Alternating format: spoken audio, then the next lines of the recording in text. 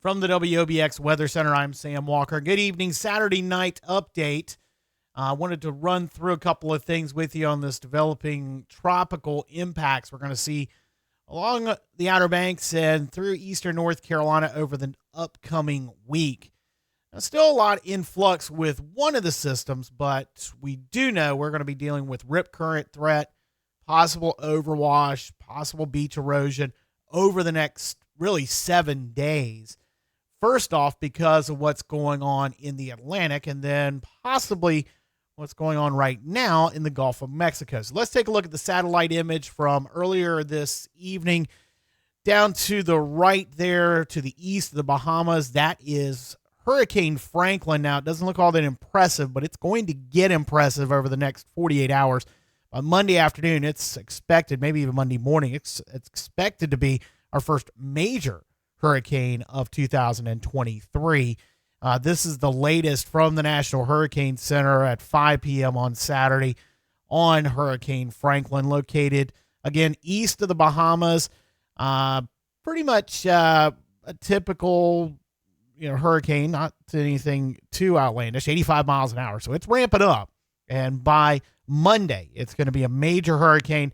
Now, notice the forecast track takes it right up the slot between us and Bermuda by Tuesday and into Wednesday. But we're going to start seeing impacts from Franklin as soon as Monday along the beaches, especially the south-facing beaches, the start. But really all the Outer Banks is going to experience this. And we got a couple of things that are combining that are going to be concerning.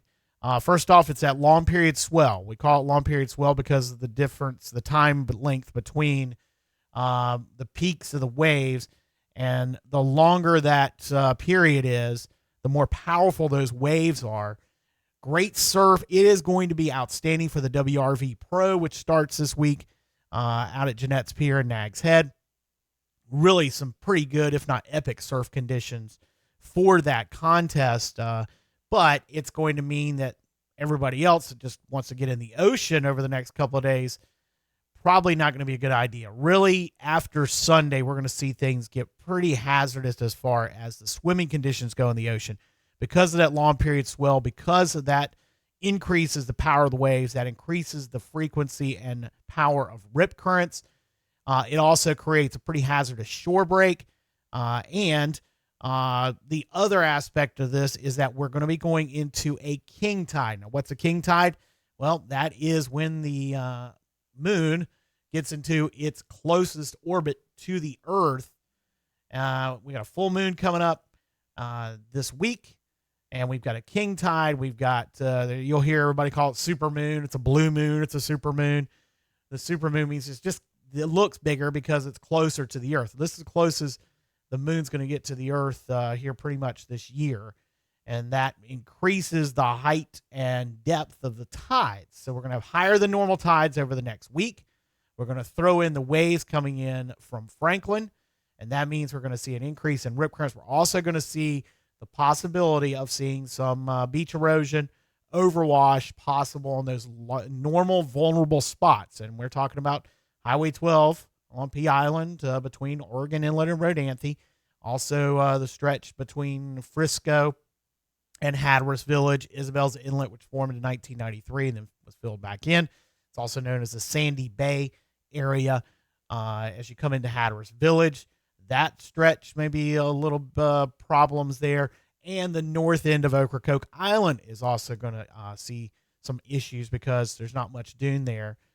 We've gotten lucky over the last couple of months and really this past year with not having a lot of issues down there. So those areas, also the four-wheel drive beaches going up to Corova. We're going to have some travel issues that are going to go on because we're going to have higher than normal tides. So it means high tide's going to be kind of tough to navigate headed up to Swan Beach and Corova over the next several days, really starting Monday. Beach erosion, again, the problem there. Ocean overwash. Right now, it looks like it's going to be a minor problem. We're not looking at a really severe problem like we would see from a nor'easter because it's going to be a long period swell, but we may see some water over the dunes. And again, that may cause some travel headaches along Highway 12. But definitely we're going to see some beach erosion that happens all up and down the Outer Banks because of this, because it's going to just be an extended period. It's going to last for quite a while because of Franklin. Now, let's get to what's Tropical Depression 10. And again, it formed today. And that is that area you see down to the bottom left of that satellite image, down over the Gulf of Mexico, the southwest Gulf of Mexico. Here is the latest at 5 p.m. on the first advisory. This is the 7 p.m. advisory, 7 p.m. Central, so 8 o'clock Eastern advisory just coming out when we recorded this Saturday night. Again, Tropical Depression 10. It is forecast to become a hurricane by Tuesday and make landfall in the Big Bend area of Florida Tuesday and into Wednesday. So Tuesday night, Wednesday morning. That would be called Idalia, Idalia. Yes, the ice storm is going to cause some havoc. No surprise, it always happens, right? The pronunciation of that is Idalia. So, start rehearsing it now when you're talking to your friends.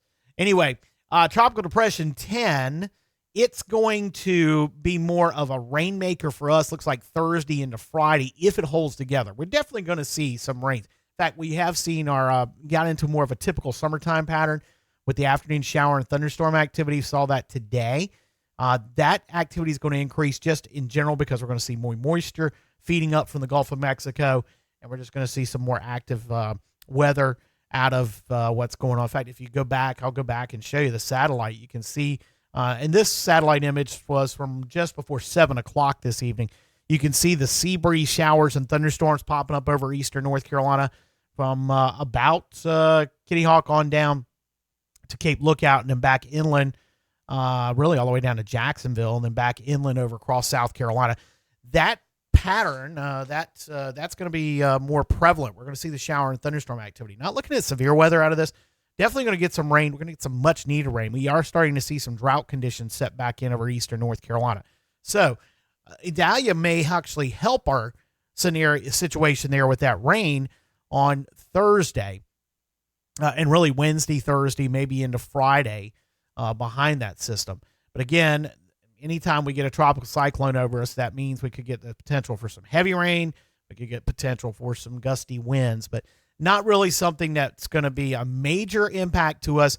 But again, because of the combination of what Franklin does all this week, the residual swell from that, and then what's left of Idalia going and back out over the ocean on Friday, somewhere possibly even over us, is at the center of it anyway, that's going to create that rip current problem and extend it possibly into the holiday weekend, unfortunately. Wanted to give you a view of how things look today, this evening. This is off of Sailfish Drive in Corolla around 6 o'clock this evening. You can see a decent swell. We've had this swell with us really since Wednesday and has created a moderate risk of rip currents. We had the high risk earlier because of the wind swell we got on Wednesday when we saw the wind shift out of the north.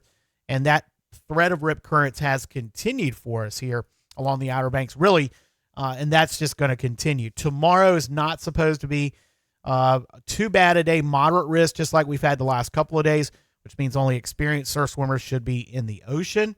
We'll take it down further south now, take you down to Jeanette's Pier. This is around 6 o'clock this evening. And pretty much, as you can see, a lot of good surf out there, although it was kind of choppy today.